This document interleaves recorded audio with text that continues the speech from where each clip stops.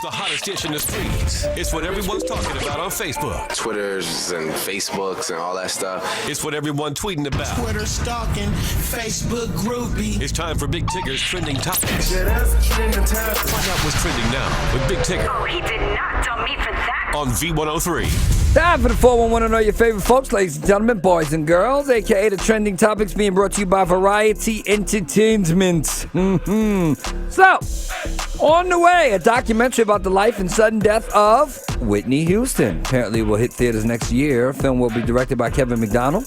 Won an Oscar for his work on One Day in September, which told the story of the 1972 Olympic massacre. Whitney's family has pledged its cooperation, but McDonald says, quote, he won't shy away from the darker parts of Whitney's life. He said the story that is never told about Whitney is just how brilliant she was as an artist. By many measures, the greatest voice over the last 50 years. Changed the way pop music was sung. She was also completely unique in being a black pop star who sold in countries where black artists don't traditionally sell.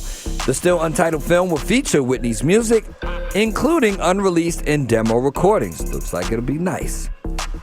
In stark contrast, Dr. Phil will sit down with Nick Gordon today and tomorrow. An update of his life since the death of girlfriend and Whitney's daughter, Bobbi Kristina Brown. Exclusive interview again today and tomorrow on Dr. Phil. In a promo for the interview, Gordon tells him Dr. Phil he believes Bobbi Kristina did have a drug problem and it worsened after the death of her mom. Website for Dr. Phil says the interview will also cover the night Brown learned of Houston's death as well as his girlfriend's final moments before lapsing into a coma and the accusations leveled against him.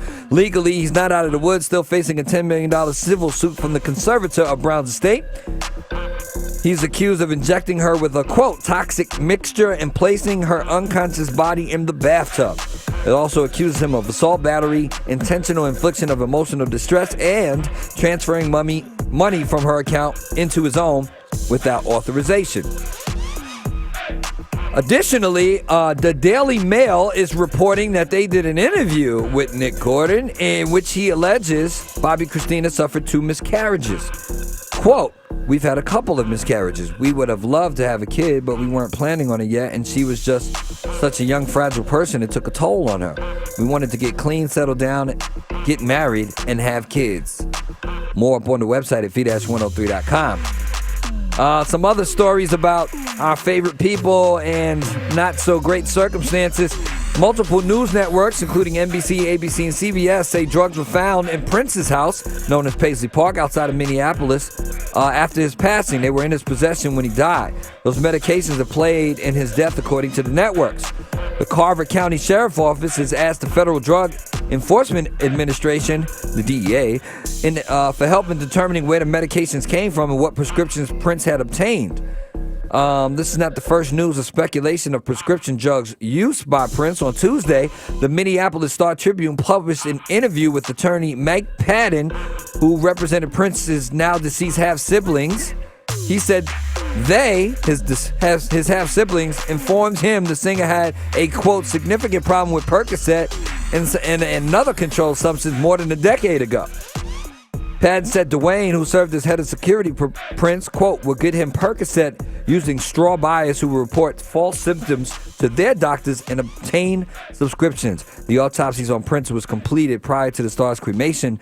Medical examiner's office has said the results, including the toxicology analysis, will likely take weeks. And last but not least, ladies and gentlemen, Cat Williams arrested again for throwing a salt shaker at a restaurant manager. East Point Police told Channel 2 Action News the officers responded at 10:30 to a disturbance call at Spawn Divots. Good food over there, too. They said the restaurant's manager's lips were bleeding. Police said the manager told him Cat Williams threw a salt shaker to hit him in the lip after Williams' group was denied preferential seating. Police arrested Williams a short time later at a nearby Waffle House. Still got to eat, though. He was charged with battery and bonded out of East Point Jail early this morning. That's going to do it for the Trending Topics. For more information on all these stories, please hit up v-103.com. More Big Ticket Show next. All right? All right.